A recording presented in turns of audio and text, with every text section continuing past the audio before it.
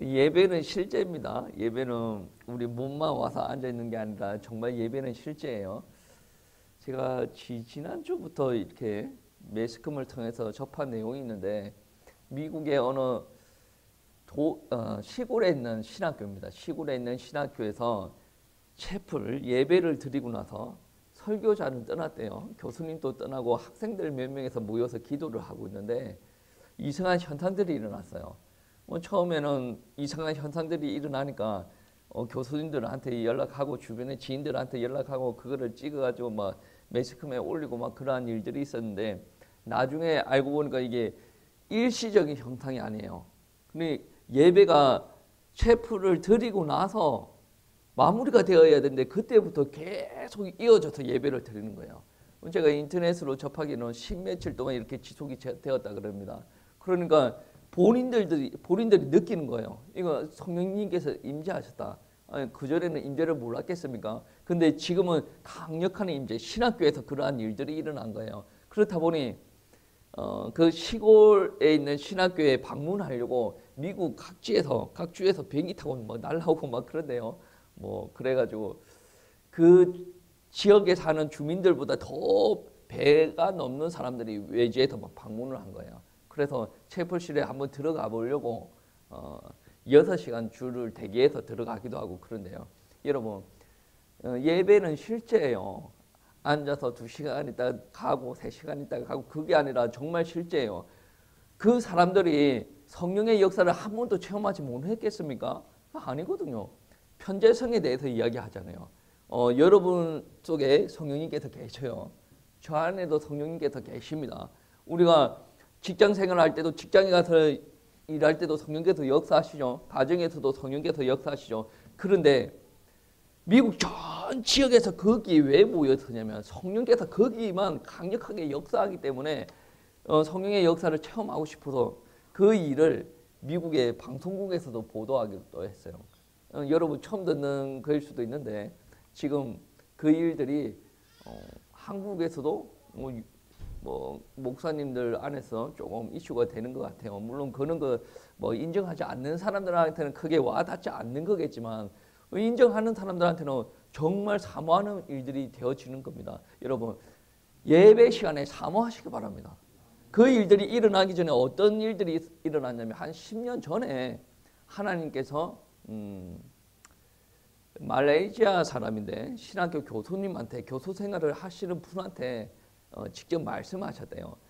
지금 부흥의 역사에 일어났던 그 신학교 가서 부흥을 준비하라. 성령의 은혜가 임할 테니까 준비하라라고 이야기했대요. 그래서 10년 동안 기도하고 준비했는데 뭐 2023년 2월 달에 그러한 역사가 일어났대요. 저는 그게 어떠한 역사인지는 몰라요. 근데 매스컴에서 전달되어 오는 거 보니 그 영상을 보니 지그시 정상적으로 보이긴 해요. 그래서 여러분한테 전달을 하는 겁니다. 신앙생활은 그러한 부분들이 있어야 돼요. 정말 이 한국 땅에서 그러한 성도님들이 있는가는 잘 모르겠어요. 한국 사람들도 열심인데 한국 목회자들과 교회에서는 어떤 이야기들이 있냐면 미국 교회는 뭐 타락되었다 막 이야기하는 목사님들 많이 있어요. 제가 볼 때는 그 미국 교회 모르는 사람들이 하는 말이에요. 정말 미국 교회는 한국 교회 목사님보다 더 열정적으로 합니다. 저번에 문요사 목사님이 한국에 와서 그러한 이야기도 했어요. 한국은 너무 빡빡해. 그러한 이야기도 하고 그랬는데 대체적인 마인드 자체가 뭔지 아십니까? 자율적인 분위기에서 너무 열심히 합니다. 만약에 복음의 진리다라고 한다면 그 복음의 진리를 지키기 위해서 어마어마한 노력들을 하는 거예요. 그런데 우리 한국교회 목사님들도 그러한 목사님들도 많이 있죠. 아마 제가 3월 달에 목회자 모임을 한번 갈 텐데 그 목회자 모임도 그거예요. 부흥을 위한 세미나가 아니거든. 교회를 어떻게 하면 더 건강하게 만들까? 어떻게 하는 게 더 성경적인 교회에 그런 교회에 대해서 이야기해달라고 지금 오는 거예요.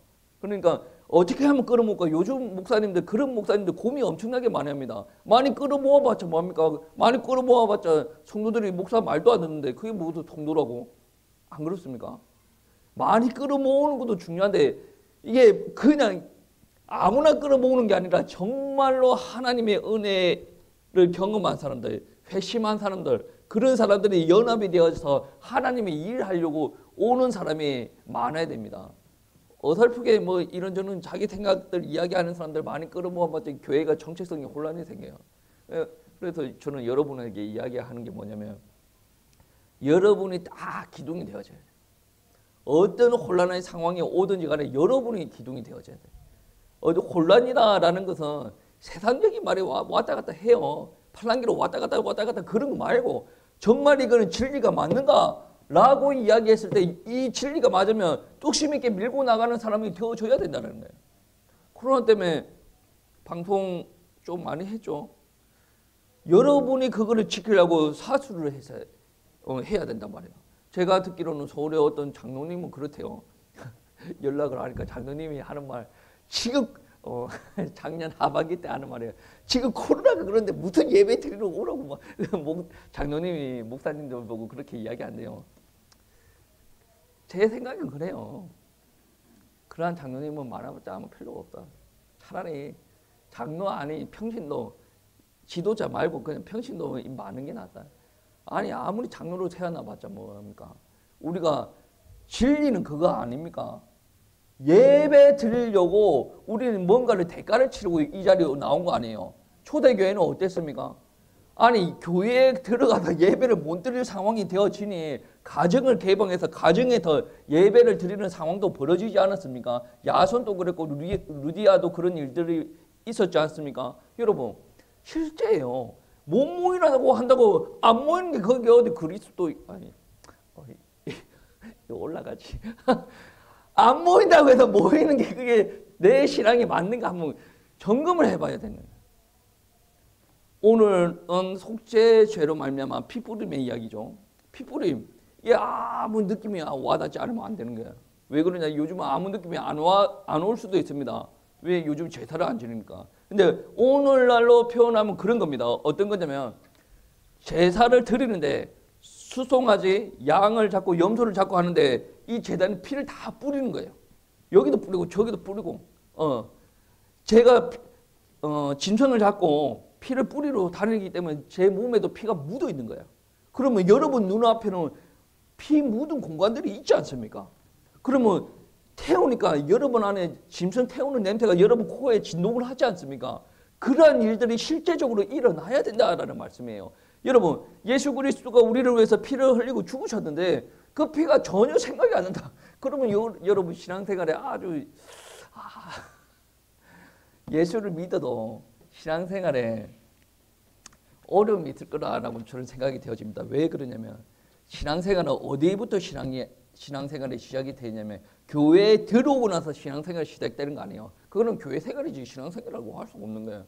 교회에 들어왔을 때는 교회생활, 하나님을 믿고 나서 믿음생활, 신앙생활이 되어지는데 예수 그리스도의 피로 말미암아 우리가 구원을 받지 않습니까? 구원을 받았어요. 구원을 받고 나서 어떤 일들이 일어납니까? 구원을 받고 나서 우리가 한 번도 죄를 범하지 않습니까? 아니지 않습니까? 아브라함도 죄를 범했고 다윗도 죄를 범했고 다 죄를 범하는 거예요. 그 죄 때문에 우리 안에 하나님과 멀어지는 현상들이 일어날 수가 있다. 다르게 이야기하면 그렇습니다. 속죄죄에서 죄를 우리가 단수로 보느냐 복수로 보느냐라고 우리가 한번 좀 고민해 보면 복수로 본다라는 말은 무슨 말이냐면 저와 여러분들이 여러 가지 죄를 범하고 다닌다는 거죠. 그런데 속죄죄에서 이 죄가 의미하는 죄는 단수를 이야기합니다. 하나, 그게 무슨 말이냐면 죄를 범할 수 있는 죄성을 가지고 있다는 거예요. 번제로 말미암아 예수 피로 말미암아 하나님의 자녀가 되었음에도 불구하고 우리는 언제든지 죄를 범할 수 있는 죄성, 그거를 가지고 있단 말이에요. 죄성을 가지고 있기 때문에 그 죄성으로 말미암아 살면서 여러 가지 죄를 범할 수가 있다. 그러니까 어떻게 바라보면 우리가 신앙생활을 할 때 하나님께서 원하시는 모습으로 살아야 되는데 그렇게 살지 못하도록 안에도 적이 있고 밖에도 적이 있어요. 우리 안의 적은 무엇입니까? 어떻게 말하면 죄성. 바울은 육신이라고 이야기합니다. 육신의 종류, 육신의 죄성을 우리 가운데서 역사하고 있는 거죠. 그러니까 하나님께서 분명히 말씀하셨는데 육신의 기준으로 나가려고 하나님의 기준에서 자꾸 벗어나려고 하는 거예요. 외부의 적은 누굽니까? 어떨 때는 남편이 되어질 수 있고 아내가 되어질 수가 있는데 간단하게 이야기해서 악한 영, 귀신이 우리가 하나님의 말씀 따라가지 못하게 만든다라는 거예요. 그런데 여러분 한번 생각해 보세요. 나는 하나님을 믿는데 나는 하나님 앞에 충성스럽게 살아가는데 내 삶이 회복이 안 되어진다. 가정에 어려움이 자꾸 찾아온다. 라고 했을 때 여러분 점검에 들어가야 돼요. 무슨 점검이 들어가야 되냐면 우리 가정에 외부의 적, 악한 영이 역사하고 있지 않는가? 아니면 내 안에 육신의 그것 때문에 하나님의 말씀 쫓아가는 것이 아니라 죄를 범하고 있지 않는가? 그러면 악한 영들도 계속 나를 치고 넘어뜨려서 어떻게 합니까? 결국 내한테 나로 말미암아 죄를 범하게 만든다라는 말씀입니다. 그러면 우리는 구원받은 우리인데 구원받았지 않습니까? 근데 삶의 현장에 갔으면 어떻습니까? 안에 죄, 밖에 죄 막 계속 역사하는 거예요. 그러니까 죄로 말미암아 하나님께서 임재하여서 큰 축복과 회복의 역사가 일어나야 되는데 누가 다 망치고 있는 거예요. 여러분 하나님께서 실수하는 하나님이 아니라 내가 지금 다 망치고 있는 거예요. 내 안의 죄를 너무나도 다 존중하는 거예요. 내 밖에 있는 죄도 너무나도 크게 존중하는 거예요. 왜냐? 나에게는 하나님의 말씀이 보이지 않고 옆에 사는 사람들이 보이는 거거든요. 그래 여러분 옆에 사는 사람들 따라가지 마세요. 옆에 장로님이 그렇게 하던데 옆에 장로님 지옥 가면 여러분 지옥 갈 겁니까? 옆에 목사님 지옥 갈 거면 여러분 지옥 갈 거예요? 심각한 문제예요. 여러분 옆에 누가 그렇게 하던데 그 말을 쉽게 할 말이 아니란 말이에요.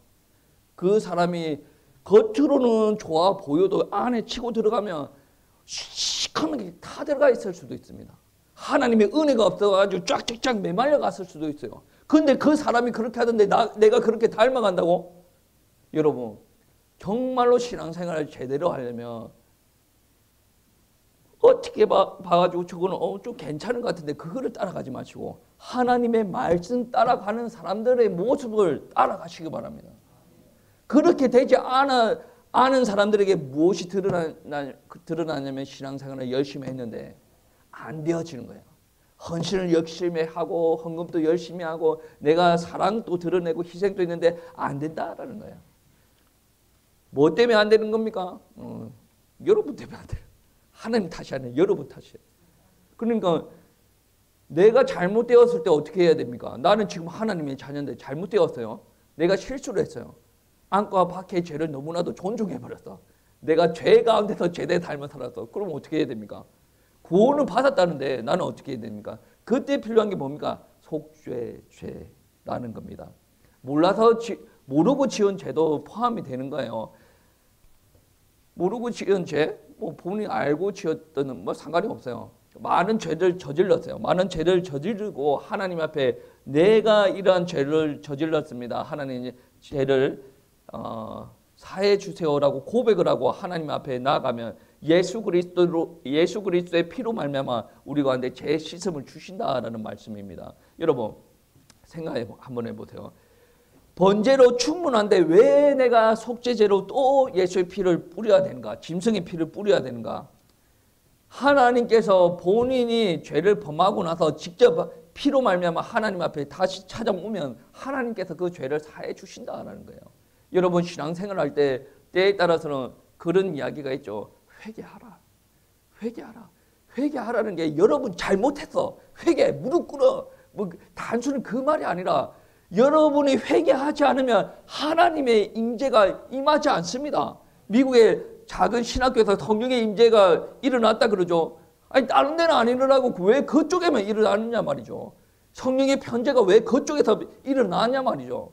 그쪽에서는 성령께서 임재하실 걸 강하게 역사하실 것을 기대하고 기도했단 말이에요. 그렇게 역사하기 전에 반드시 치러야 되는 기도가 뭔지 아십니까? 회개 기도. 회개의 기도는 여러분 잘못했어. 여러분 회개해야 돼. 여러분 그렇게 해서 되는 줄 알아. 그 말이 아니란 말이에요.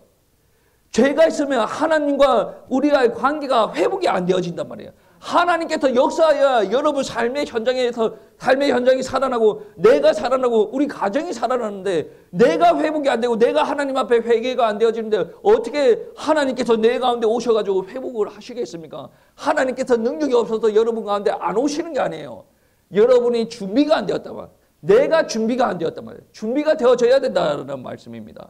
여러분, 속죄제는 모든 이들이 해야 됩니다. 제사장이 그랬으면 제사장이 해야 되고 온 회중이 했으면 백성들이 했으면 장로들이 했으면 모든 회중이 해야 되는 겁니다. 그런데 신분에 따라서 제물이 좀 달라져요.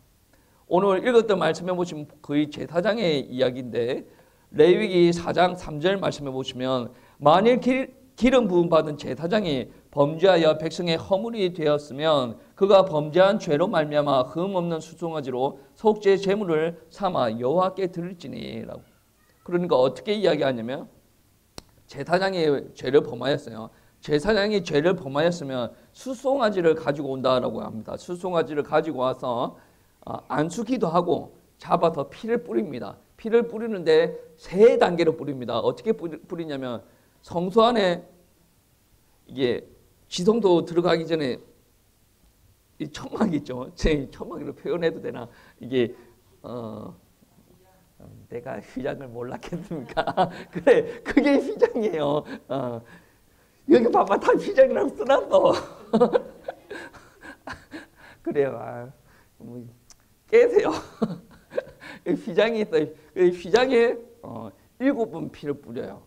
그리고 나서 한 발짝 더 나오면 분향단에 피를 뿌리고 그리고 나와서 이제 성소로 나와서 이제 분향단에 피를 그 남은 피를 다 쏟아요. 그리고 나서 이제 기름 오늘 보면 뭐 내장의 기름 뭐 콩팥 주변의 기름을 해가지고 기름을 태워서 하나님 앞에 올려드리는 이런 일들이 있어요. 이게 거의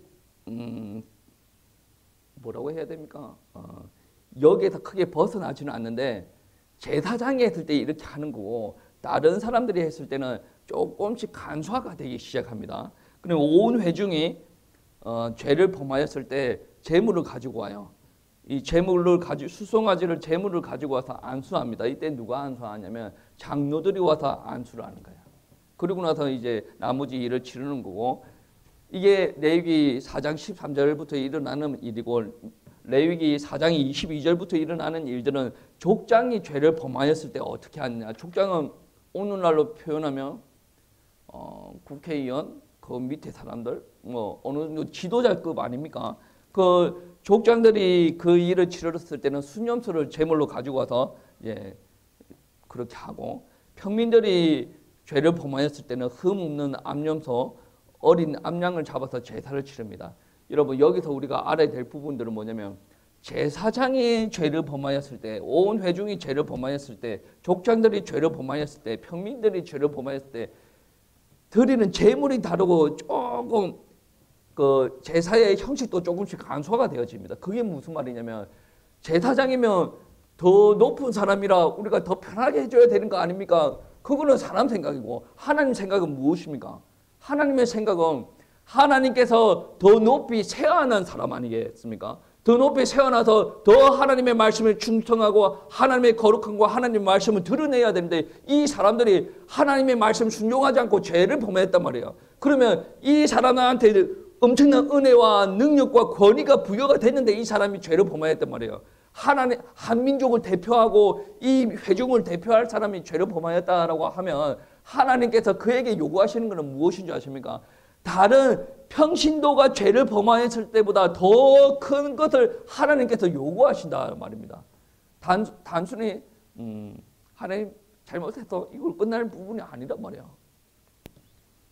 더 큰 책임을 지고 더 성결을 요구하시는 하나님이다라는 것을 우리는 알아야 된다는 말씀입니다. 그리고 피를 뿌릴 때 단계별로 피를 뿌린다라고 이야기했죠. 어디에 피를 뿌린다고 했습니까? 휘장에서 뿌리고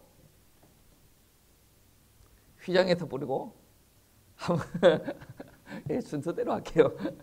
제일 처음에 휘장에 7번을 뿌리는데 지성소 들어가기 전에 휘장으로 다 막아놨어요. 휘장을 다 막아놓고 구약시대에 아무나 못 들어갑니다. 대제사장도 1년에 한 번 정도 이렇게 들어가는 건데, 들어갈 때 그 안에 들어가면 어떤 일들이 일어나냐면 하나님의 임재의 역사가 있다라고 하는 거거든요.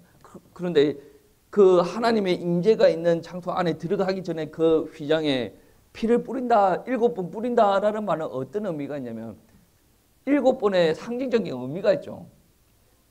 신학적으로 수신학이라고 있어요.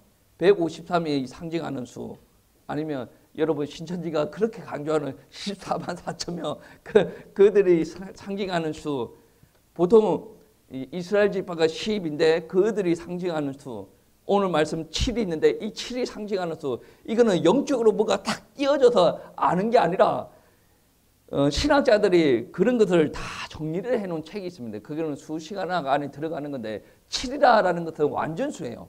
그러니까 7번 뿌린다라는 말은 완전하게 뭔가 일이 일어난다는 거죠. 하나님께서 이 피로 말미암아 완전하게 내 죄 사함을 해 주신다라는 말이에요. 이 구약 시대 때 지성소 안에 아무나 들어갈 수 있고 아무 때나 들어갈 수 있는 것이 아닌데 7번 뿌려진다라는 말씀은 무슨 말이냐면, 하나님, 내가 하나님께로부터 멀어졌습니다. 이 피를 보고 내 죄를 사하여 주시고 용서하여 주시옵소서라는 의미가 있는 거예요. 이 죄가 하나님과 만날 수 있는 이 나의 관계를 떨어뜨려 놓으려고 하는데, 이 죄로 말미암아 다시금 하나님과 저의 관계를 회복시킬 수 있도록 축복하여 주시옵소서. 7번 피 뿌리면 완전한 겁니다. 이 7번 피 뿌리면 결국은 그림자 아니에요. 실체는 뭡니까? 예수 그리스도 오심이에요. 그 예수 그리스도가 오셨고, 예수 그리스도가 속죄 제물로 십자가에 달려 죽으셨을 때 어떤 일들이 일어났습니까? 휘장이 갈라졌지 않습니까? 하나님을 만날 수 있는 지성소를 가로막는 예수 피로 말미암아 갈라졌어요. 그 말은 뭐냐면 완벽한 예수 피로 말미암아 우리는 하나님을 만나게 되었다, 만날 수가 있다라는 말씀이 되어진단 말이에요. 내가 알고 지었던 죄든 모르고 지었던 죄든 완벽하게 예수 그리스도로 말미암아 죄 사함을 받을 수가 있다. 이게 넉넉한 보혈이에요. 한 번 찍은 보혈이 아니라 7번 찍은 완벽한 예수 그리스도의 보혈의 피가 되어진다라는 말씀입니다. 과거에 범했던 죄든 미래에 범했던 죄든 현재에 범했던 죄든 내가 알고 범했던 나중에 모르고 범했던 모두 예수 피 안에서 완벽하게 회개가 되어진다라는 거예요. 여러분, 어렸을 때 우상숭배했어요. 그때 죄를 모르고 범했죠. 어렸을 때 뭣도 모르고 뭐 재미나게 막 놀러 다녔어요. 이상한 짓 하고 막 돌아다녔어요. 그때는 제가 죄인지 모르고 돌아다녔어요. 근데 하나님을 믿고 나니 그게 우상숭배였다라는 거 아니겠습니까? 그러면 내가 이제 구원받았으니까 끝났다라는 것이 아니라 과거에 내가 모르고 범했던 그 죄 또한 내가 주님의 보혈을 부르면서 내가 하나님 앞에 회개하고 나아가는 부분들이 있어야 됩니다. 내가 과거에 정말 이상한 짓을 하고 돌아다녔다. 나는 하나님의 자녀야. 끝났어. 이렇게 하면 큰일 나는 거예요. 왜 그러냐면, 여러분 한번 저번에도 뉴스에 한번 나왔어요. 어떤 범죄자가 심각한 범죄를 범하고 나서 감옥소에 들어갔어요. 교도소에서 하나님을 만났다는 거. 하나님을 만나고 이렇게 나왔다. 자기는 모든 내 죄를 하나님께서 다 사해 주셨습니다. 나는 예수님을 믿습니다. 그리고 자기 혼자 엄청나게 기쁘게 돌아다니는 거야. 그렇게 돌아다니는 게 맞습니까? 우리는 심각하게 고민을 해봐야 됩니다. 예수 그리스도의 피로 말미암아 자기가 구원을 받았다고 하더라도 과거에 범했던 죄 때문에 다른 사람의 고통을 받고 있으면 그로 말미암아 하나님 앞에 회개해야 됩니다. 그리고 그 자기 잘못으로 말미암아 많은 사람이 고통 속에 있다라고 한다면 그 사람 앞에 가가지고 나는 예수 믿어요, 나는 구원받았어요, 나는 이제 죄인이 아니에요, 그렇게 생각 없는 짓을 할 수가 없죠. 정말로 자기가 만나는 예수님이 진짜 예수님이 맞다 그러다면 그 앞에 가서 해맑게 웃을 수가 없어요. 그리고 그 정말로 자기 죄인이라는 것이 느껴졌으면, 자기 악함으로 말미암아 옆에 사람이 고통받고 있으면 자기가 그 고통을 이해하지를 못한다고 할지라도 정말로 그들을 보살피는 일들 감당해야 된다. 그 정도 마음까지는 드러나야 되는 거 아니겠습니까? 내가 구원받았네 이 말을 함부로 놀려서는 되지 않습니다. 그래서 우리는 속죄제를 이야기할 때 여러분이 뭐 다른 사람한테 크게 피해주고 그런 건 없겠지만 한 번쯤 돌아보세요. 내 안에 하나님께서 충만하게 역사하시고 하나님께서 함께 하시고 회복시키는 역사가 뭔가 그런 문제가 있다라고 한다면 속죄제로 말미암아 속죄제가 누가 되겠습니까? 속죄 제물 예수님께서 되시죠. 예수님의 이름을 부르면서 과거에 나의 모든 잘못했던 것을 여러분 죄니까 조심해서 살아 그 말 안 해요. 여러분 뻔뻔하게 살지 말라는 거예요. 모르고 범했던 죄도 여러분 죄예요. 그 죄로 말미암아 하나님과의 관계가 회복이 안 될 수도 있단 말이에요. 그러니까 여러분 혹시나 여러분 주변 돌아보시고 조금 문제가 있다 그런다면 여러분 과거도 한번 돌아보시고 현재의 나의 모습도 한번 돌아보시길 바랍니다. 그 예수 그리스도의 휘장에 뿌렸던 피가 7번의 피가 그러한 피를 상징하는 겁니다. 우리한테는 완벽한 피, 완벽한 구원을 주는 완벽한 죄의 사함을 주는 피가 되어진다라는 거예요. 그리고 7번 피를 뿌리고 나서 한 발짝 물러나서 향을 피우는 금향단의 피를 뿌립니다. 금향단의 피를 뿌려요. 여러분 금향단 향이 올라갈 때 뭐라고 합니까? 기도의 향이 올라가네라고 이야기하지 않습니까? 금향단을 기도를 상징하는 건데 기도할 때 왜 피를 뿌리라고 하냐면 여러분 기도할 때 누구 이름으로 기도해요? 예수님의 이름으로 기도합니다라고 하죠. 내가 기도하는 부분들에 예수 피가 아니고서 그 기도의 응답이 되어지지 않는다라는 거예요. 그러니까 우리가 기도할 때 예수의 피에 의지하여서 기도해야 돼요. 우리가 하나님을 만날 때 휘장이 가로막고 있어요. 그 휘장을 펼치고 하나님을 만날 수 있는 지성소까지 들어갈 수 있는 것은 누구 힘이에요? 예수 피의 힘이에요. 그 명단에 피를 뿌리는 것도 무엇 때문에 그렇습니까? 그 명단은 우리가 하는 기도를 이야기하는데 그 명단이 하나님 앞에 온전히 상달되어지려면 예수 그리스도의 피가 있어야 된다라는 말씀입니다. 그래서 피가 그만큼 소중한 겁니다. 그리고 남은 피를 번제단에 가지고 와서 다 쏟아버리고 그리고 이제 기름을 태워서 하나님 앞에 올려드리는 예배 화제를 드리게 되는 거죠. 번제단 앞에서 피를 다 쏟는다라는 말은 뭐냐면 희생이 필요하다. 나는 헌신이 필요하다라는 것을 이야기를 합니다. 하나님을 안 믿는 사람도 희생과 헌신을 많이 합니다. 우리 주변에도 고아원이 있고 양로원이 있고 장애인 복지센터가 있고 이번 주에도 저도 장애인 복지센터를 갑니다. 그런데 많은 사람들이 희생을 합니다. 희생을 하는데 누구를 위한 희생입니까? 누구를 위한 헌신입니까? 만약에 그들이 하나님을 믿지 않는다라고 한다면 하나님께서 그걸 받지 않습니다. 만약에 어떠한 동기를 가지고 헌신을 한다. 교회 안에서 축복을 받는 동기를 가지고 헌신을 한다. 예수 피 없이 축복을 받는 동기만 가지고 헌신한다면 언제든지 실족해도 이상치 않는 사람들이에요. 아니 저 밖에서 이제 사회복지단체 하는 사람들의 동기는 무엇입니까? 내가 예수 그리스도의 사랑을 전달한다? 아니죠. 먹고 달라고 하는 거 아니에요. 대놓고 이야기해가지고 먹고 달라고 하는 건데 그들의 헌신은 사회에서 볼 때는 좋은 사람이에요. 그래서 국가에서 돈을 대주고 이거 하라고 이야기를 하는데 하나님의 입장에서 보면 하나님께서 받는 그 희생과 헌신이 아니라는 거예요. 그 희생과 헌신이 되어지려면 무엇을 가지고 들어가야 됩니까? 예수 그리스도의 사랑, 예수 그리스도의 피가 우리들한테 묻어나야 그 희생을 하나님께서 받는 희생과 헌신이 되어져야 된다. 그래서 신앙생활을 시작할 때 제일 먼저 어떻게 시작해야 됩니까? 예수를 믿는 것부터 시작돼요. 예수를 안 믿는 거면 교회 생활이고 예수를 믿는 것부터 믿음 생활이 시작이 되어집니다. 예수를 믿어져야 그 다음부터 일어나는 일들이 하나님 앞에 가치가 있다는 거예요. 예배 드리는 것도 찬양하는 것도 기도하는 것도 우리의 헌신 모두 다 예수 그리스도 피 안에서 가치가 있다라는 말씀이 되어집니다. 그렇지 않고서는 연락되어지지 않습니다. 여러분 헌신도 우리 성도님들 헌신 많이 하시는데 헌신도 여러분의 헌신을 주님께서 받아 연락하실 수 있도록 기도하시기 바랍니다. 이거 하지 마시고 궁충궁충 하지 마시고 이걸로 죄를 범하는 거예요.